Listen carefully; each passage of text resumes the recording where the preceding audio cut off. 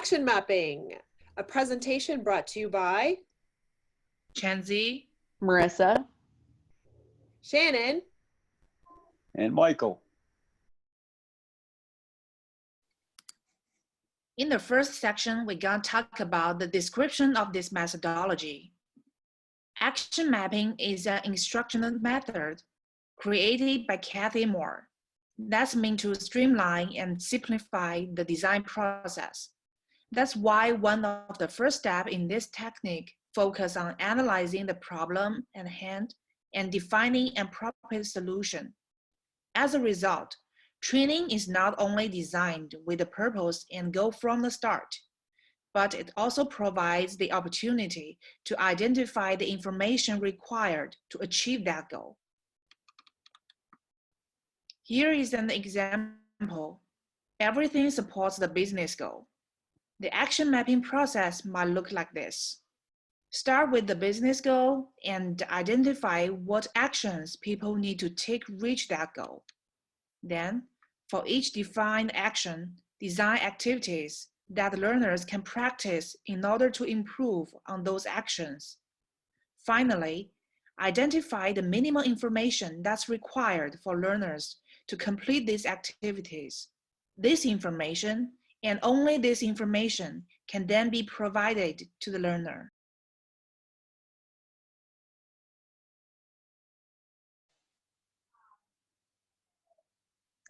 The advantages of action mapping are several. There are also some disadvantages. I shall proceed to discuss both the advantages and disadvantages. First, action mapping provides a measurable goal so that it creates an objective for the team. And that way we know when the objective has been achieved, when the team got to the end point. That creates a personalized experience for the learners in that they know what they have to learn. They know they're learning something specific that's been defined ahead of time, and they know there's an end purpose. They are beginning with the end in mind, and that way we're able to personalize the training for them. You know, personalizing the training, it reduces the cognitive overload by focusing on the goal. The learner doesn't need to spend time and effort learning extraneous items. Nothing gets added on. It makes the process lean. The learner's more engaged, and the engagement helps because the learner knows how they're going to be able to use the information at the end. They know what they're going to be able to do once they complete the training and what the benefit is for them.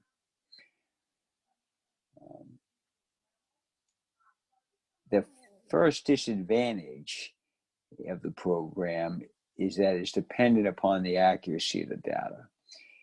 If the SME is not engaged or the input range is too narrow, you have a small data set, that information isn't going to be accurate, and it might not get the best goal in mind. And it also might not have the best steps. If there isn't enough participation to set an accurate and pertinent goal, then some of the time and effort could be wasted. In addition, it does take time to implement this program. There is a value to that time, so it needs to be used judiciously. There's a cost of implementation as well that has to be balanced against the advantages we talked about earlier. And then lastly, there's, of course, a temptation to overanalyze the data, to dig too deep, to spend too much time playing around with the information.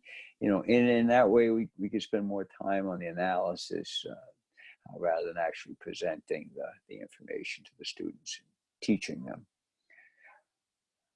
Next, we have a short video that gives an overview of the action mapping. Here's a flowchart that can help you determine if training will really help solve a problem. The chart will help you do two important things. First, you'll save time and money because you won't design training for a problem that can't be solved through training. Second, you'll identify better solutions that will work. Let's look at an example. It starts here when someone comes to us and says, we need training. Let's say that a manager comes to you and says, my organization provides legal help to people around the country. The government requires us to file TPS records. My staff need training on how to complete the records. These are online forms like a database. The client says, I think an online course would be best because our offices are spread all over the country. And after all, this is software training. So we have a client who has already decided what the solution should be. However, we don't want to design training when there could be a cheaper and more effective solution. We don't actually tell the client that. Instead, we're going to let them discover those other solutions through this process. So we start here and we say, help me understand the problem. What are you trying to change with the training? How will the performance of the department improve? The client says, the records that we complete go to another department for processing. That department says that too many of the records have errors and they send them back. Right now, 20% of the records are being sent back to us. I want to reduce that to 5% in the next 6 months. So that's a solid measurable goal. So we're off to a good start. Next, we ask the client to help us identify the specific behaviors on the job that people need to perform to reach that goal. What are the most common mistakes, we ask? What do you need people to do differently? Our client gives us a list of things like enter the appropriate XR code based on the client's age and correctly fill out fields for the client's name and determine whether the record should be flagged. Usually the list is longer than this, but it'll work for our example. Next, we focus on one of the behaviors and ask the client, why aren't people doing this? For example, we'll ask, why aren't they entering the right XR code? The client says, there are a lot of codes. They have to go to the code lookup sheet that's on the shared server, and it's a pain to log in. Some people print out the sheet, but the codes change every month and they forget to print out the new one, and so they enter old codes. So is this a problem with the staff's environment, such as their tools or management style? Is it knowledge? Do they not know where the sheet is? Do people lack the skills to find the sheet, or maybe the motivation? To me, it sounds like it's mostly environment with a side effect of low motivation.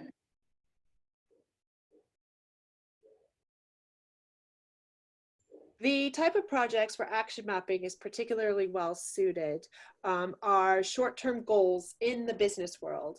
It was originally formulated to achieve SMART objectives, and it's not intended for academia. This is because it's intended to be a collaborative process, and most academic objectives revolve around the transfer of knowledge from one party to another. The process of action mapping focuses on observable, measurable goals, not knowledge, and it assumes that you already have people currently doing the job who you can talk to and observe. The sort of projects that are particularly well suited to action mapping are SMART projects. That is specific, measurable, achievable, realistic, and timely. Some examples of these goals are, say you want to increase sales by 8% in the fourth quarter, or you want to increase customer satisfaction with call center responses. Action mapping is useful for any basic decision-making and scenario-based learning in business, such as company policies, software training, or, interestingly, it can even be used for disaster response training. Because part of the tenets of action mapping involve putting people in scenarios where they may not have the requisite tools that they need to be successful, action mapping is particularly useful in disaster response training because people can actually fail without real-world consequences, i.e. no dead bodies. Now, do you want to find out if it's going to work for your project? Kathy Moore has created on her website a very useful 5-question survey that you can take to see if it's going to work for your project. Looking for more information about action mapping? A great place to start is Kathy Moore's Conversation with the Learning podcast. Kathy's book, Map It, gives a more in-depth explanation of the model and how to implement it in a business training. Examples throughout the book help illustrate action mapping in action. How to build scenarios for great learning is explained in an hour-long video lecture by Kathy Moore. As you've learned, action mapping is about what people need to do and figuring out how to help them do it. A well-designed scenario helps people practice and think about how to respond in different scenarios. The video is a great resource to learn how scenarios can make training more challenging and more engaging.